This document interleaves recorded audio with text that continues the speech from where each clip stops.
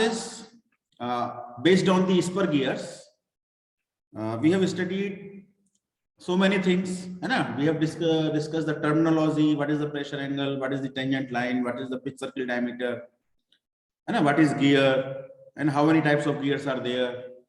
Spur gears, the teeth are parallel to the axis. Helical gear, teeth are inclined. We have discussed a lot of things. We have discussed about the module. Module is the ratio of diameter of the gear and the number of the teeth on the gear. We have discussed module. So module is basically d by z, and we have also discussed the circular pitch, and which is equal to pi divided. So it is basically pi. Okay. So we have also discussed on the simple gear trains and compound gear trains. So why we need compound gear trains? Please reply anyone. Why we need compound gear trains? Actually, the gears reduces the velocity. Gears are used for the velocity. The shafts are not in parallel. When the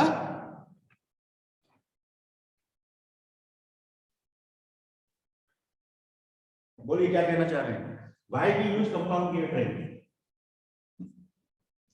देखिए, compound gear train use करने का reason ये है कि spur gears are generally used for the velocity ratio 6:1 to 10:1. ये भी important है। Spur gear 6:1 से लेके 10:1 के बीच में ही ज्यादा यूजफुल क्यों है ना? If we need velocity reduction more than 10:1, है ना, we are interested in the velocity reduction to 15:1, 20:1, 25:1, then in that case we have to go for the compound gear trains, है ना? So in compound gear trains you have seen that there is gear number 1, then gear number 2, and then there is on the same shaft the gear number 3 is there, and gear 3 is in mesh with the gear number 4. So this is a compound gear train. So this is known as first stage. This is the first stage, and similarly this is the second stage. So let the velocity reduction or the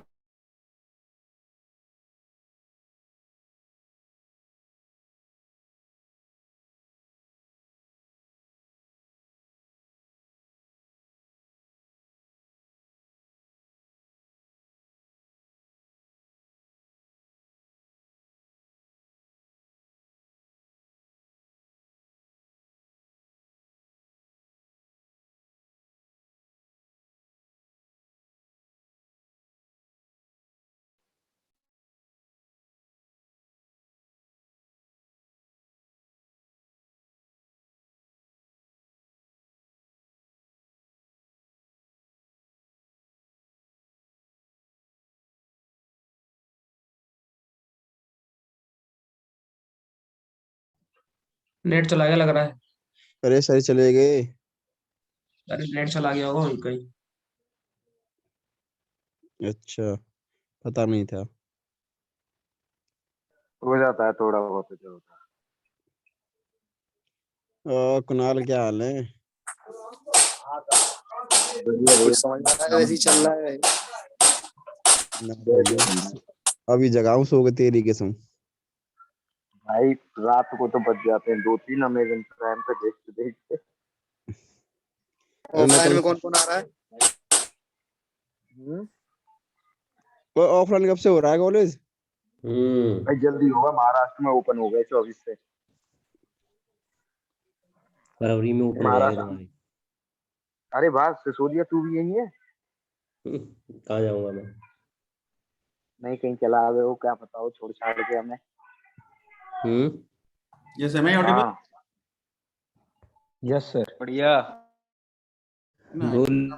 Mathura आ गया हूँ मैं, मथुरा। एक minute mute रखिए अपने mics. आज party पक्की है। Mic mute रखें during the class. So in the first sir फिर से बता दीजिए सर। हाँ मैं फिर से बता देता हूँ। Spur gears are generally used for this velocity ratio between 6:1 to 10:1. But if we need more velocity ratio, then we have to go for the compound gear train. In compound gear train, the final transmission ratio is the multiplication of the transmission ratio of the stage 1 and stage 2. I1 is the transmission ratio for the stage 1. I2 is the transmission ratio for the stage 2. So I can get more velocity ratio with the help of compound gear train. If there is third stage, then I will multiply it by I3 and let this is 2, then this is 12 to the 24. I can get the velocity reduction of 24:1 with the help of 3-stage compound gear train. Okay. So why we go for 3-stage compound gear train or 2-stage compound gear? Because we can get more reduction. ठीक है, अब बताइए क्या हम केवल एक single stage में 24 का रेशियो नहीं मिला प्राप्त कर सकते हैं? Can we get the reduction of 24 in single stage? No sir, no sir. नहीं कर सकते सर। Why? सर कर सकते हैं लेकिन साइज ज्यादा हो जाएगा। Yes, yes, very good. Right answer. मान लीजिए इस पर नंबर ऑफ द टीथ है 10 और ये दूसरा वाला जो गियर है इसमें मान लीजिए नंबर ऑफ द टीथ है 120. So what is the transmission ratio? Transmission ratio is Z2 by Z1. So it is 120 by 10. So the transmission ratio is 12. If this teeth is 240, then the transmission ratio is how much? 240 divided by 10, I can say it is 24. So we can get, but the size of the gear will be very, very high.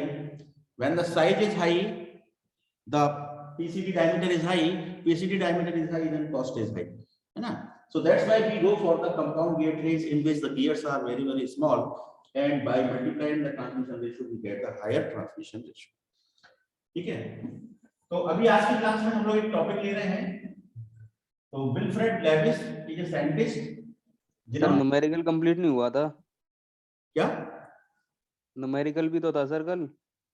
हाँ, numerical complete हो गया है 2 lab में, है ना। एक lab का रह गया है, वो मंडे को कंप्लीट करेंगे उसको, है ना। वो एक्सपेरिमेंट है फोर्स एनालिसिस, मैटलैब प्रोग्राम बनेगा उसका, वो 2 लैब्स का हो चुका है। तो मंडे वाली जो लैब है उसमें वो कंप्लीट होगा, ठीक है। So today's topic is beam strength of gear tooth. So in the year 1892, the scientist is Wilfred Lewis. In 1892, he calculated the beam strength of the gear tooth. He considered the teeth as a cantilever. Beam. So basically, for example, suppose this is the teeth. So teeth is fixed over here. So he considered the teeth as a cantilever which is fixed at some place. So I am now making a diagram over here. Let this is the fixed point, and let this is the tooth, and let this is the width of the tooth. In this way, so this is the face width. It is fixed over here. This is the tooth height. So h is the height of the tooth. I will write the variable meanings. So h is the height of the tooth. Small b is the face width. So force is coming. The force is P. P is having 2 components, which is P cos alpha and P sin alpha. So P cos alpha is the tangential component, which is responsible for the rotation of the tooth. So I am showing this PT over here. I am showing this PT is over here. So this is the PT, tangential force. This is the PT. So this PT is coming on the whole phase gauge. It is not concentrated. It is coming on the whole phase gauge. So this is the one assumption taken by the Wilfred Lewis, है ना। हम एक तरफ इसके assumptions भी लिखेंगे, क्योंकि कभी-कभी assumptions काफी पूछे जाते हैं। What are the assumptions that Lewis has taken? Assumptions for calculating the beam strength by the scientist Wilfred Lewis. So first assumption was the tangential force PT is uniformly distributed.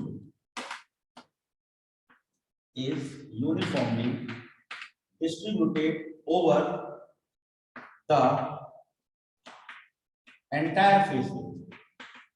Over the entire face width. It means it is not concentrated force, it is uniformly distributed force on the entire face width. The second assumption he takes, the tooth is fixed at some point, it is working as a cantilever beam. So this is also the assumption, and it is a logical assumption. So tooth is behaving like a cantilever beam, that I have already mentioned, cantilever beam. Now third one, because there is some operations going on, machining operations going on, cross section is also different at each and every place, and so there is a abrupt changes in the cross section of the tooth, है ना, यहाँ पर cross section अलग है, यहाँ cross section अलग है, यहाँ क्रॉस सेक्शन अलग है. So cross section is changing continuously, so that's why there is a stress concentration, है ना. So Wilfred Lewis not considered the stress concentration, है ना. So he takes the assumption that stress concentration is neglected. Stress concentration is neglected. So this is the second assumption. Okay. Now, what is the bending moment? Bending moment is given by force into distance. यहाँ पर तो visible है portion. This portion is visible. Board is visible or not? Yes, sir. Okay. Yes, sir. Board is visible. Good. So I am now calculating here the bending moment. So bending moment is given by force into distance. So what is the value of the force? Force is Pt. What is the distance? So perpendicular distance is h. So it is the height of the tooth. So mp can be written as Pt multiplied by x. So this is the bending moment coming on the tooth. Okay. Due to this bending moment, there is a bending stress. So bending stress is given by mb y over I, where I is the second moment of inertia. I is the second moment of inertia. Correct? Now mb can be replaced by Pt into h. What is the y? Y is the distance from the neutral axis. So I am drawing the neutral axis over here. This is the neutral axis. So from this neutral axis, what is the distance of the top fiber? This is the distance of the top fiber, and this is the distance of the bottom fiber. And this is the tooth thickness. So I am representing this tooth thickness by small t. So I am taking one more variable, t equal to thickness of the tooth. Thickness of the tooth. So t is the thickness, b is the width, h is the height, b is the face width. So the distance of the top fiber from the neutral axis is t by 2. So y can be written as t divided by वैसे भी T/2 हो जाएगा.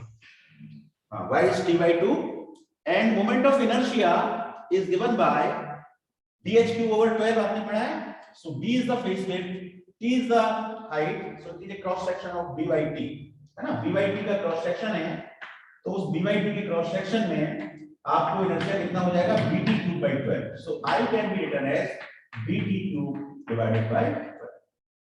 Simple. ठीक है. अब देखिए gear की periphery पर so many tooths are there on the gear circumference. There are so many tooths.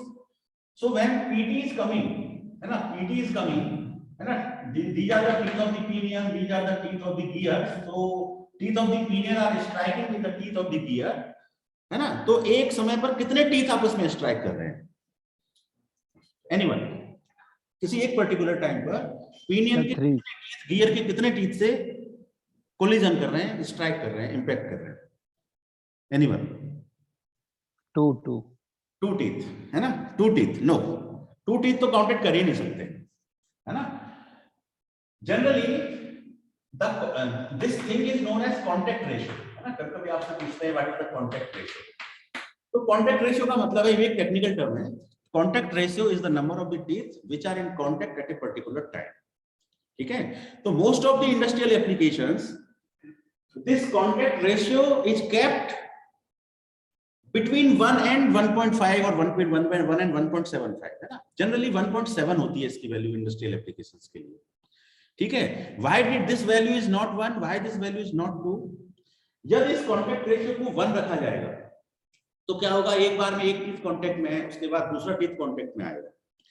जब एक टीथ के बाद दूसरा टीथ कांटेक्ट में आएगा तो उनके बीच में कुछ टाइम गैप हो जाएगा, है ना। although the time gap is very small, but there is a time gap, and due to that time gap the power will not be transferred smoothly, है ना। पावर रुक रुक के ट्रांसफर होगी, क्योंकि एक टूथ कांटेक्ट में आया पावर ट्रांसफर हो गई, फिर जब दूसरा टूथ कांटेक्ट में आया उनके बीच में कुछ टाइम ओवरलैप है, then power will not be transferred smoothly. इसलिए contact ratio is always kept more than 1, ठीक है। बट हम जो एनालिसिस कर रहे हैं इसमें हमने ये अज्यूम कर लिया है कि एक पर्टिकुलर टाइम पर केवल एक टीथ ही पिनियन का एक टीथ गियर के साथ में कांटेक्ट में है। So third assumption taken by the Lewis is at a particular time only one pair of teeth is in contact. So this is the third assumption, है ना। ये assumption बहुत इंपॉर्टेंट है, इनको बिल्कुल टिप्स पे याद रखिएगा, है ना। डिजाइन का कभी भी इंटरव्यू होता है ट्रेनिंग प्लेसमेंट कंपनीज, गियर की जब भी बात होगी तो लिविस के assumption जरूर पूछते हैं उससे, है ना। तो क्या assumption है? पहला assumption PT is uniformly distributed, stress concentration is neglected, और किसी पर्टिकुलर टाइम पर एक ही टीथ आपस में कांटेक्ट में है, ठीक है। This is third. अच्छा अब देखिए एक और इंपॉर्टेंट बात, जो P फोर्स आ रहा था उसके दो कंपोनेंट हो गए, एक हो गया था PT और एक हो गया था PR। PT की वजह से बेंडिंग स्ट्रेस जनरेट हो रहा है, PR की वजह से कौन सा स्ट्रेस जनरेट होता है? Compressive stress.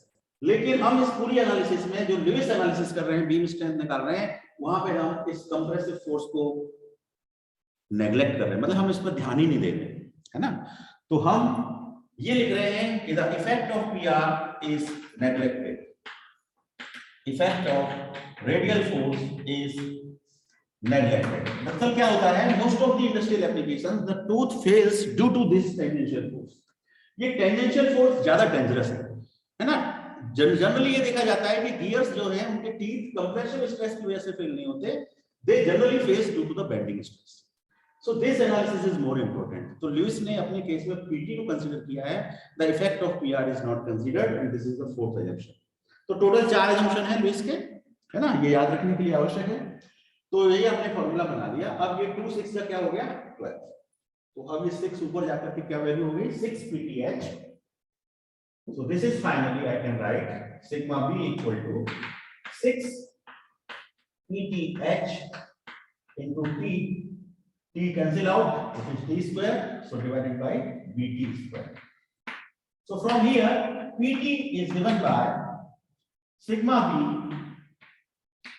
sigma B, B into sigma B, or I can write T square divided by 6H. So PT is the tangential force, B is the phase width, sigma B is the bending stress, T is the thickness of the tooth, H is the height of the tooth. So tangential force is given by B sigma B T square by 6H. ठीक है, यहां तक कोई दिक्कत तो नहीं है? I will rub the board, है ना? If you want to note down, sir एक मिनट से वेट कर लो सर थोड़ा। हाँ नोट कर लीजिए।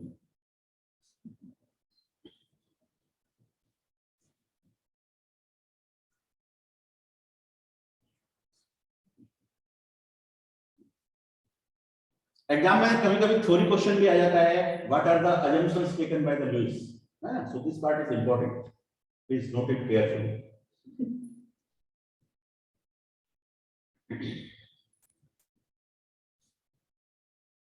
Can I rub it?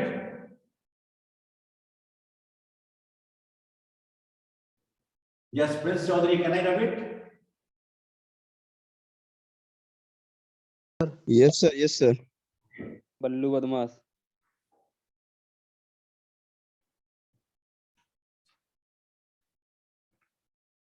चलिए अब देखिएगा, we are here PT equal to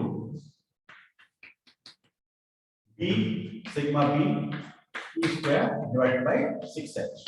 I am multiplying this by module, I am multiplying this, dividing this by module. कोई चेंज आएगा क्या क्वेश्चन में? कोई चेंज नहीं आएगा। मॉड्यूल से मल्टीप्लाई कर दिया, मॉड्यूल से डिवाइड कर दिया, ठीक है। मॉड्यूल से मल्टीप्लाई किया, मॉड्यूल से डिवाइड किया, नो चेंज। अब it can be written as MB sigma B, and this whole portion T square by 6HM is denoted by capital Y, where this Y is a Lewis factor. It is a Lewis factor and it is also known as tooth factor. है ना? It is also known as tooth factor, also known as form factor. कई नामों से जाना जाता है ना, कभी कंफ्यूज मत होइएगा. It is Lewis factor, tooth factor, form factor, Lewis form factor, Lewis tooth factor, so many words. So this is Y and Y is T square divided by 6H. ठीक है, अब इसको Y को T, Y in the form of T, Y in the form of the height, Y in the form of the module, है ना? तो Lewis ने इस पर काफी स्टडी करी, तो उसने ये पाया कि ये वाला जो टर्म है T square by 6HN, तो इसके लिए उसने एक्सपेरिमेंट्स करने के बाद में ये कहा कि ये लुइस फॉर्म फैक्टर जो है ये नंबर ऑफ द टीथ पर डिपेंड करता है, नंबर ऑफ द टीथ पर डिपेंड करता है. मतलब इसने इसकी एक पैरेलल एनालिसिस करी. अब आप देख रहे हैं कि इसमें तो कहीं टीथ आ भी है T square by 6HM, लेकिन M के साथ मॉड्यूल में तो टीथ होते हैं, M is DYZ, है ना? तो उसने ये कहा कि ये total factor number of teeth के अकॉर्डिंग वेरी होता है और जैसे जैसे नंबर ऑफ टीथ बढ़ते हैं वैसे वैसे इस फैक्टर की वैल्यू बढ़ती है. तो उसने डाटा बुक में कुछ टेबल्स बनाई है ना. अब मैं लुइस की टेबल के बारे में बात करूं तो लुइस टेबल में, और ये डाटा बुक से आपको देखनी होगी during when you solve the numerical, तो एक तरफ आपको मिलेगा नंबर ऑफ टीथ, एक तरफ आपको मिलेगा Lewis form factor capital Y. ठीक है, Lewis form factor capital Y. अब देखिए गियर की हमने आपको प्रोफाइल्स हैं, जैसे प्रेशर एंगल की वैल्यू यदि 14.5 डिग्री है तो हम कहते हैं 14.5 डिग्री प्रोफाइल है गियर का. If the pressure angle is 20 degree then it is 20 degree profile and alpha is 20 degree stub tooth. ये तीन तरह की प्रोफाइल होती हैं, शायद मैंने लैब क्लास में डिस्कस भी की है ना. कोई एक लैब क्लास रह गई है तो देख सकते हैं. तीन तरह की गियर प्रोफाइल्स जनरली यूज होती हैं, 14.5 degree, 20 degree, 20 degree, and these are the pressure angle. तो ये टेबल्स जो मिलेंगी आपको ये अलग अलग प्रोफाइल के लिए अलग अलग मिलेंगी. 14.5 डिग्री प्रोफाइल के लिए there is a separate table, for 20 degree separate, 20 degree इसका भी सेपरेट, है ना. तो मान लेते हैं कि ये table alpha equal to 14.5 degree के लिए, this table is for alpha equal to, sir देख नहीं रहा ऊपर. अच्छा hello, I will write down, है ना. So alpha equal to 14.5 degree. This is the gear profile. एक तरफ मैंने ले लिया है number of teeth Z और एक तरफ ले लिया है मैंने Lewis form factor Y. तो Z और Y के में हमको एक टेबल मिलेगी डाटा बुक से, तो वो टेबल स्टार्ट होगी. अब वो जरूरी नहीं है कि teeth 1 से स्टार्ट हो, 2 से स्टार्ट हो. तो इन case of 14.5 degree it may start from 32. ठीक है, अब ये 32 क्यों है? 32 के लिए ये है कि जब दो गियर आपस में मैश करते हैं, है ना. तो मान लीजिए नीचे हमारे पास पिनियन है, ऊपर हमारे पास गियर है. ठीक है, अब इन दोनों के बीच में मैशिंग, तो इन दोनों के बीच में मैशिंग जब ही पॉसिबल है जब पिनियन पर नंबर ऑफ टीथ किसी पर्टिकुलर वैल्यू से कम हो, है ना. तो 14.5 डिग्री वाली प्रोफाइल में ये पाया गया कि जो मिनिमम टीथ होने चाहिए पिनियन पर वो 32 होने चाहिए. 32 पिनियन पर टीथ यदि 32 से कम है तो दोनों गियर्स के बीच में आपस में मैशिंग प्रॉपर नहीं हो पाती है, उनके बीच में इंटरफेरेंस होने लगती है, एक का टूथ दूसरे के टूथ में जैम हो जाता है. There is a jamming problem, so power transmission will not be there. So it is a necessary requirement that pinion must contain 32 teeth for this profile. Similarly, for 20 degree profile, the minimum requirement is 18. तो pinion पर 18 teeth की requirement आती है. उसके एक particular formula है कि minimum teeth कितने होनी चाहिए. वो फॉर्मूला भी मैं यहाँ जरा मेंशन करता हूँ. Z minimum number of the teeth to avoid interference. Minimum number of teeth to avoid interference. Z minimum is given by 2 divided by sin square alpha. 2 divided by sin square alpha. तो alpha की value आप 14.5 लेके इसको जरा solve करिए. सो it is 2 divided by sin square 14.5. Calculator है आपके पास? कोई भी इतना सॉल्व करके बताइए क्या वैल्यू आ रही है? 2 sin square alpha.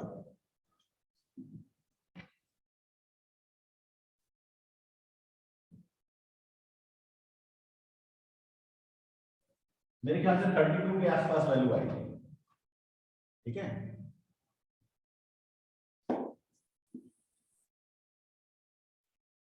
anyone doing? 67 participants are with me. 31.9 sir. 31. 1.94. 31.94, ठीक है। तो टीथ जो है पॉइंट में तो हो नहीं सकते, when you will round off then it is 32. So 32 teeth are the minimum requirement for this profile for the proper power transmission, for the smooth power transmission. Similarly, 18 number of teeth are minimum requirement for this profile, 20 degree profile. ठीक है, तो हो सकता है 20 degree profile 18 से शुरू होती हो, 14.5 डिग्री वाली प्रोफाइल 32 से नीचे शुरू होती है, 32 से नीचे तो पावर ट्रांसमिशन होगा ही नहीं। तो लुइस ने तो फिर टेबलों को उस हिसाब से जनरेट किया which are useful. So 32, 33, 34 जैसे जैसे टीथ बढ़ते चले जाएंगे वैसे वैसे इस y की वैल्यू बढ़ती चली जाएगी। तो Lewis tables are useful for finding the form factor according to the number of teeth. According हमारे क्वेश्चन में जितने भी टीथ होंगे उसके हिसाब से हम y को फाइंड करते हैं। ठीक है, तो मेरे ख्याल से हमने यहां तक तो क्लियर हो गया, m b sigma b y। ठीक है, और ये 20 डिग्री स्टक टूथ के लिए जो रिक्वायरमेंट होती है मिनिमम वो होती है 40। 32, 18, 14 याद रखिएगा, है ना, 32, 18, 14। अक्सर पूछते हैं what is the minimum number of teeth required to avoid the interference. चलिए अब इधर ध्यान दीजिएगा वापस। पीटी क्या है? फोर्स। फोर्स की यूनिट क्या है? न्यूटन। सिग्मा भी क्या है? स्ट्रेस। स्ट्रेस की यूनिट क्या है? Newton per MM square.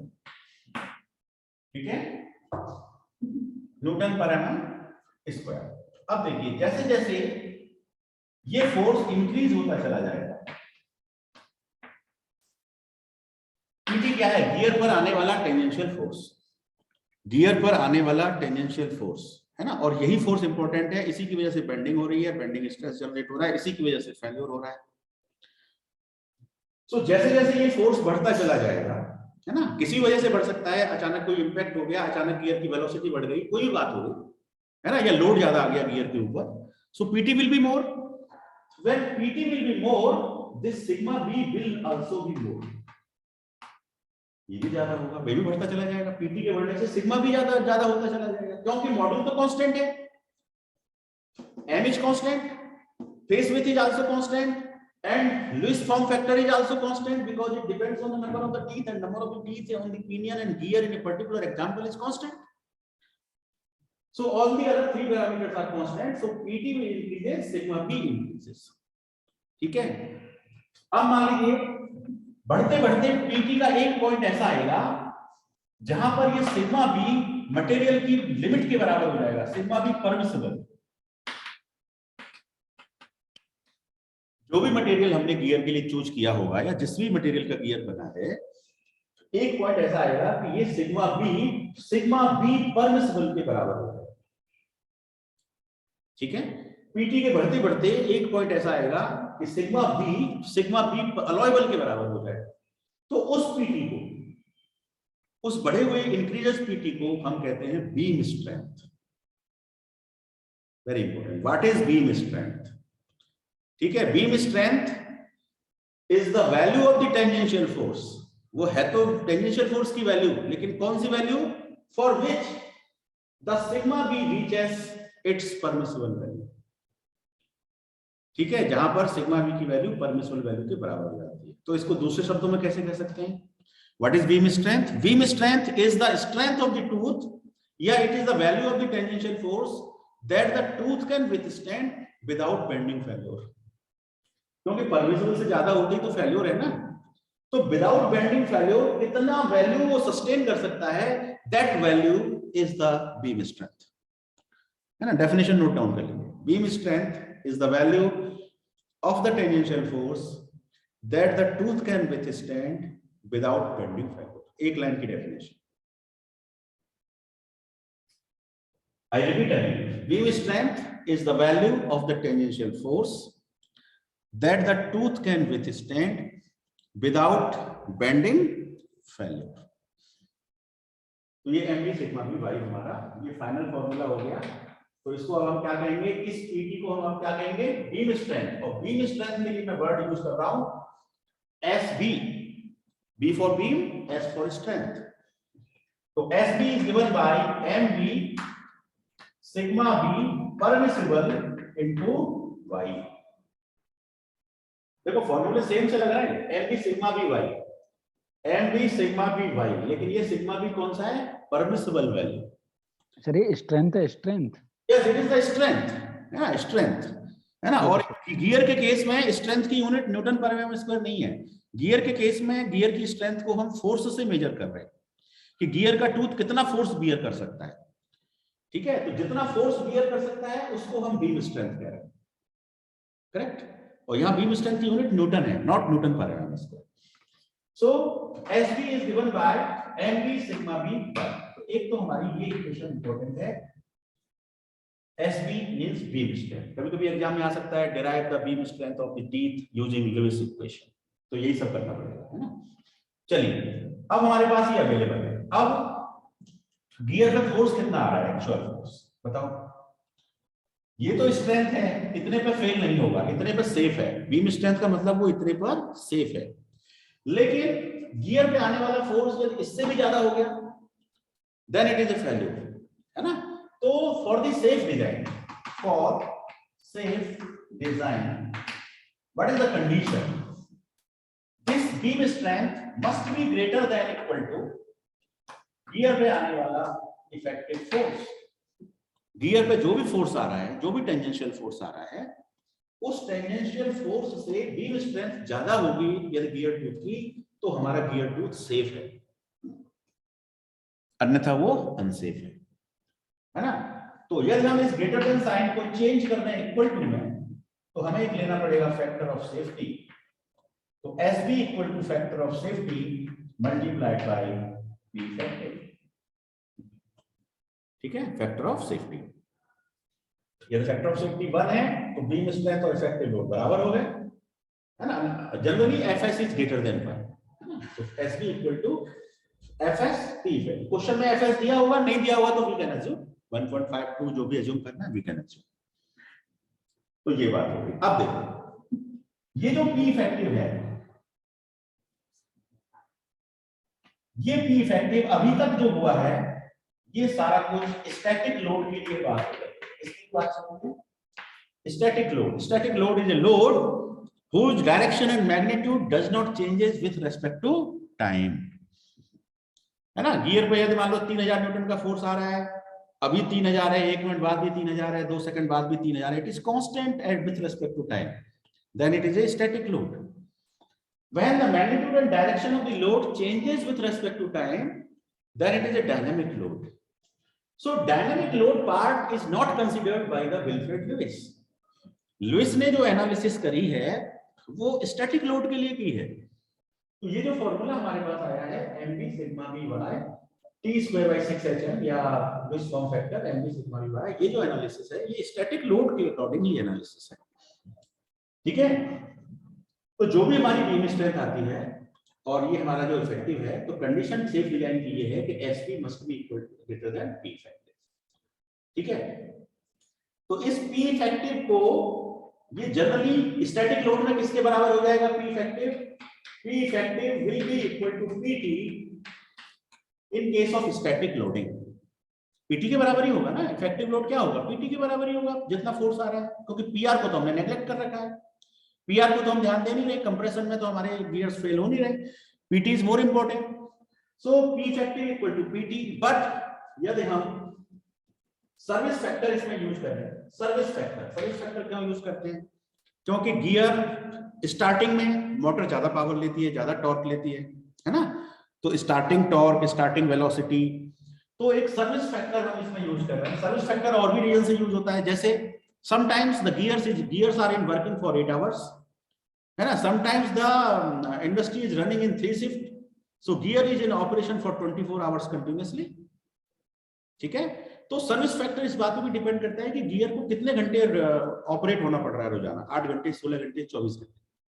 तो यहां पर एक सर्विस फैक्टर हमने यूज कर दिया CS। तो इस सर्विस फैक्टर की वैल्यू इज मोर देन 1, ठीक है। हैवी वर्किंग, ज्यादा घंटे ऑपरेशन हो रही है तो इसकी वैल्यू 2 या 2.5 हो सकती है। मीडियम के लिए 1.5 हो सकती है, ठीक है। तो CS इज ग्रेटर देन 1, तो PT की वैल्यू कुछ बढ़ जाएगी, तो P effective will be more than PT, ठीक है। CS सर्विस फैक्टर है ना, ये भी न्यूमेरिकल्स में कभी मिलता है कि service factor is this much, या gears are in operation for 2 shifts 3 shifts, heavy loading, medium loading, जो भी है। Similarly, sometimes let gears are operating at 5 meters per second, gear velocity किसी वक्त पे 5 है, अचानक हमने उसको तेज कर दिया, इट इज 10 meters per second, है ना।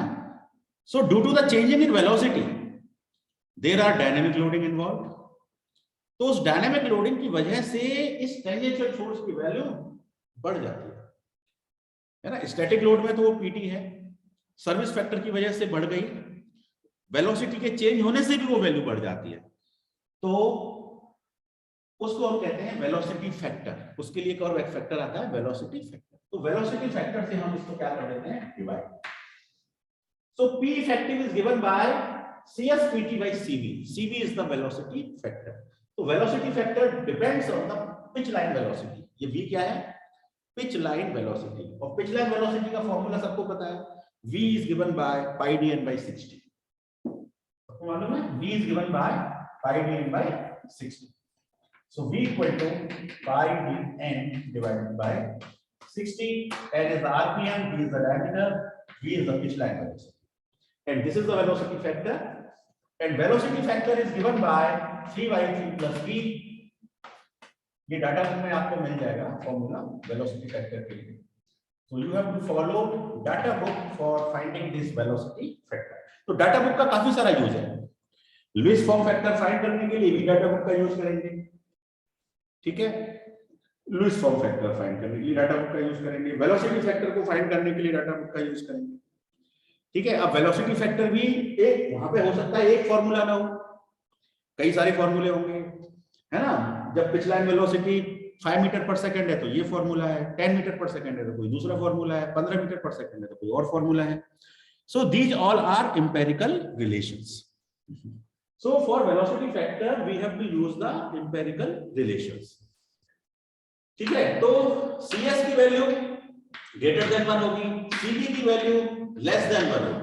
क्यों होगी लेस देन 1, देखो फॉर्मूले में numerator is 3, denominator is 3 plus V, तो denominator is more, that's why the value will be less than 1। So CV will be always less than 1, CS will be always greater than 1। So due to this greater than 1, PT will be increases. Due to this is less than 1, PT is again increases. So this is the final effective load PT CS by CV, ठीक है। तो I can हम बस 2 minute class और लेंगे। SB is given by factor of safety P effective can be replaced by PT CS divided by CV। This is very important formula relationship that is used in the gear diagram, that is used in the gear। अभी आप हम numerical करेंगे तो हम ultimately इसी फॉर्मूले को use करने वाले हैं। तो इस फॉर्मूले में कुछ नहीं है, beam strength must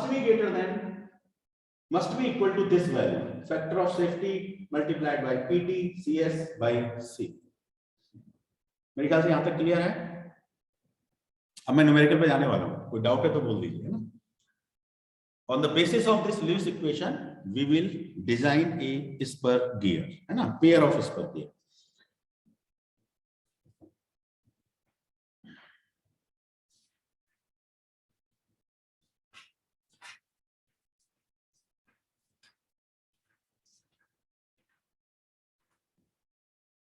Yes।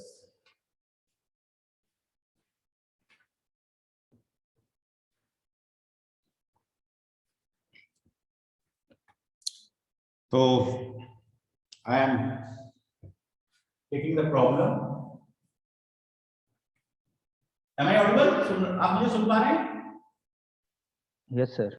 Okay, तो अब हम न्यूमेरिकल पार्ट पे आ रहे हैं। सर एक बार मॉड्यूल बता दीजिए sir, module. Module, very good. चलिए देखिए मॉड्यूल के बारे में देखो। मान लीजिए कि ये गियर का पिच सर्किल डायमीटर है, ठीक है, गियर का पिच सर्किल डायमीटर है, करेक्ट। और मान लेते हैं कि ये 20 डिग्री प्रोफाइल है, तो पिनियन यदि है तो पिनियन पे मिनिमम टीथ कितने होने चाहिए? 18 टीथ होने चाहिए, ठीक है, 18 टीथ होने चाहिए। अब इसका जो भी डायमीटर होगा, मान लीजिए डी डायमीटर है, ठीक है। अब इस डी को 18 बराबर भागों में बांट दो, डी को 18 बराबर भागों में क्या कर दो? डिवाइड कर दो। डायमीटर को 18, मतलब डायमीटर का कितना पार्ट एक टीथ के लिए यूज हो रहा है, प्रोपोर्शनेटली, है ना। The proportion of diameter which is used according to 1 teeth.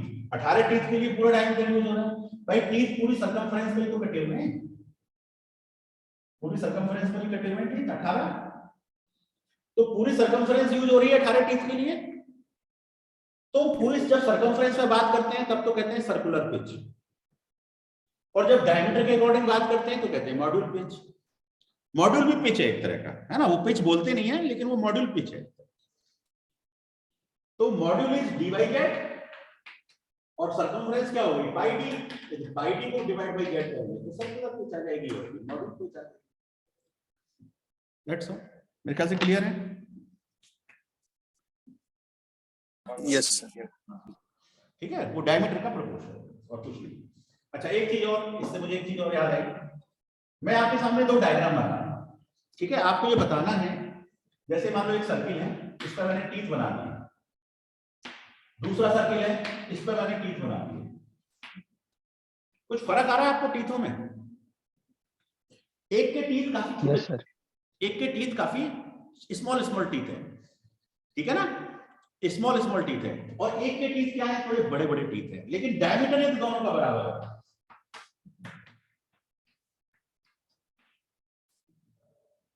Diameter दोनों का बराबर है, ठीक है। यदि डायमीटर दोनों का बराबर है तो बताओ इस पर टीथ ज्यादा आ जाएंगे या इस पर टीथ ज्यादा आ जाएंगे? जब हम छोटे छोटे टीथ काटेंगे तो टीथों की संख्या बढ़ जाएगी, बढ़ जाएगी ना। Yes sir. छोटे छोटे टीथ कट करेंगे तो उतने ही डायमीटर पे ज्यादा टीथ आ पाएंगे, उतने ही सर्कमफ्रेंस पे ज्यादा टीथ हम जनरेट कर पाएंगे।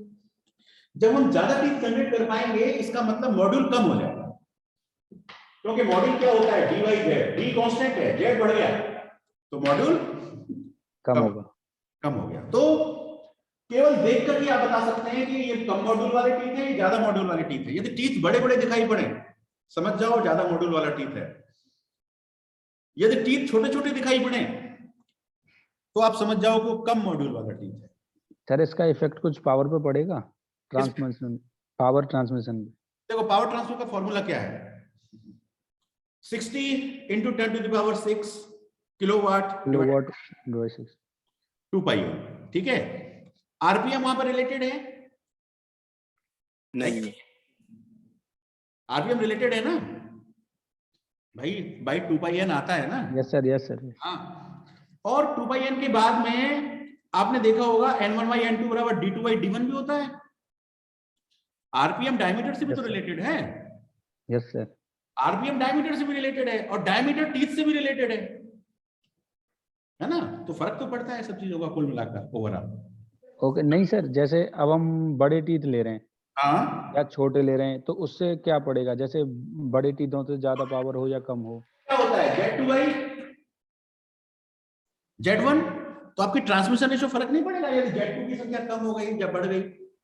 स्ट्रेंथ बढ़ाने के लिए टीथ का साइज बढ़ा देते हैं। मॉड्यूल यदि ज्यादा है तो बड़े बड़े टीथ हैं, बड़े बड़े टीथ हैं इसका मतलब अडेंडम ज्यादा है, डिडेंडम ज्यादा है ना। टीथ में ज्यादा मटेरियल यूज हुआ है, इसका मतलब वो टीथ स्ट्रॉन्ग है, ठीक है ना। ज्यादा बड़े टीथ होने का मतलब वो टीथ स्ट्रॉन्ग। चलिए, तो मैं अब आता हूं न्यूमेरिकल्स का। तो एक न्यूमेरिकल हम ले रहे हैं 17.7 डीबी भंडारी, पेज नंबर बता देता हूं 668 है ना। टाइम होगा सर 53 हो। सर हो नहीं पाएगा अब। अच्छा चलो कोई नहीं, थोड़ा सा न्यूमेरिकल को नेक्स्ट क्लास में ले लेंगे हम, है ना। इसे शुरू करेंगे नेक्स्ट क्लास, है ना। और जो लैब क्लास होगी मंडे को, उसमें हम फोर्स एनालिसिस करेंगे, बाकी दोनों को हो गया। तो इसको नेक्स्ट थ्योरी क्लास में लेंगे। ठीक है, जब तक थोड़ा सा हम एक वो कर लेते हैं, मतलब हल्का सा मैं आपसे एक दो क्वेश्चन पूछ लेता हूँ क्विज के फॉर्म में, है ना, और मैं जिससे पूछूं वही जवाब देना, ठीक है। हाँ जी, धीरज सिसोदिया अनम्यूट हो जाइए, कैमरा ऑन कर लीजिए। धीरज सिसोदिया,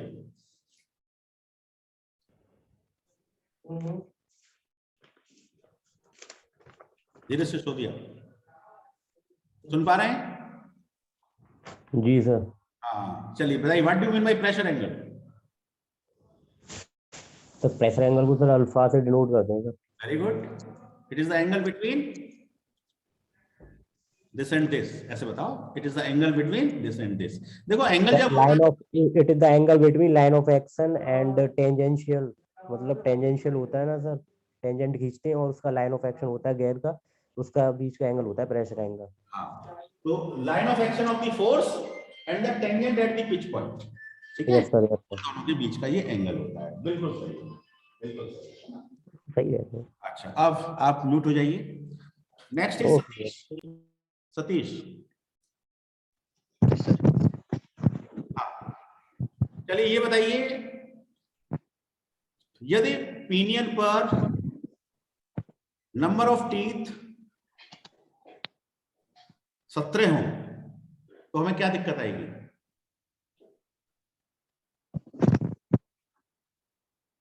टीथों की संख्या ये 17 हो पिनियन पर तो हमें क्या प्रॉब्लम आ सकती है? सतीश सुन पा रहे हैं आप मुझे? Yes sir.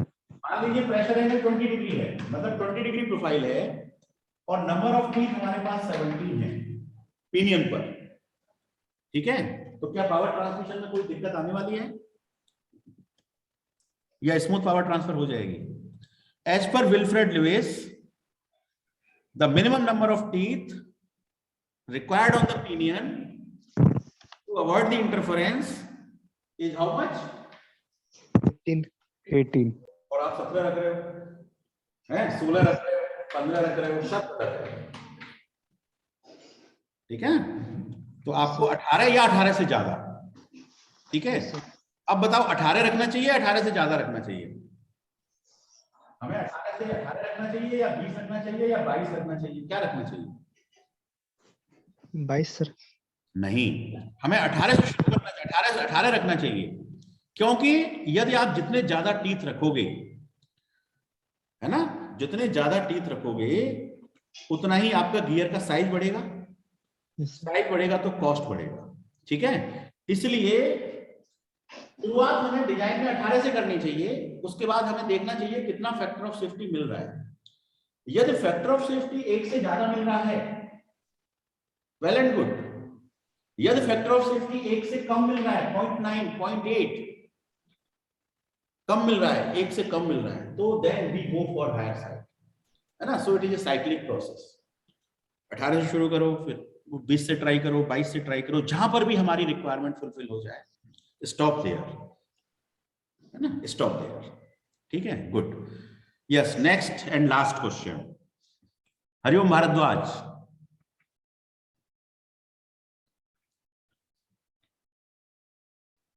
Yes, how are you Hariom Bharadwaj, कैसे हैं आप?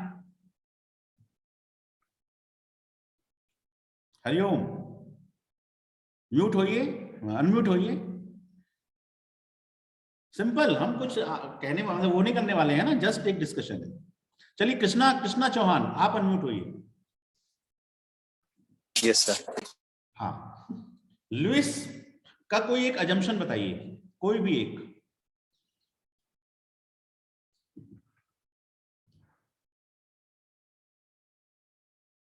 चार में से कोई भी एक।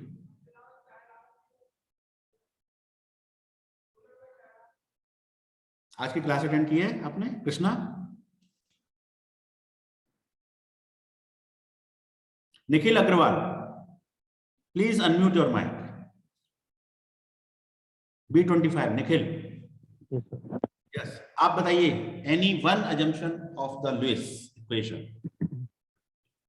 तो जो प्रेशर है वो यूनिफॉर्मली डिस्ट्रीब्यूटेड एंटाविड्थ पर, हाँ, और स्ट्रेस कंसंट्रेशन भी नेग्लेक्टेड करते हैं सर उसमें। Very good. Third sir at 1.1 point of time only one pair of teeth is in contact. Yes sir, yes Okay. sir. Fourth is effect जो रेडियल फोर्स है हम उसको भी नेग्लेक्ट करते हैं. Very good. And what is the beam strength? Sir beam strength वो होती है जहाँ पर जो हमारी स्ट्रेस की वैल्यू है वो उसकी नहीं। परमिसिबल लिमिट तक रीच हो जाती है सर. Force की वैल्यू है ना, force. या फोर्स की value. Yes sir. Beam strength is the value of the tangential force या magnitude of the tangential force that the tooth can withstand without bending failure. बस ये याद रखो, without bending failure. Tooth can withstand without bending failure. Value of the tangential force that the tooth can withstand without bending failure. It is the beam strength. ठीक है, तो बढ़िया है ना. क्लास का टाइम भी हो गया है, अब हम एंड करते हैं. Thank you, thanks for listening, thanks for watching, है ना. Stay home, stay safe.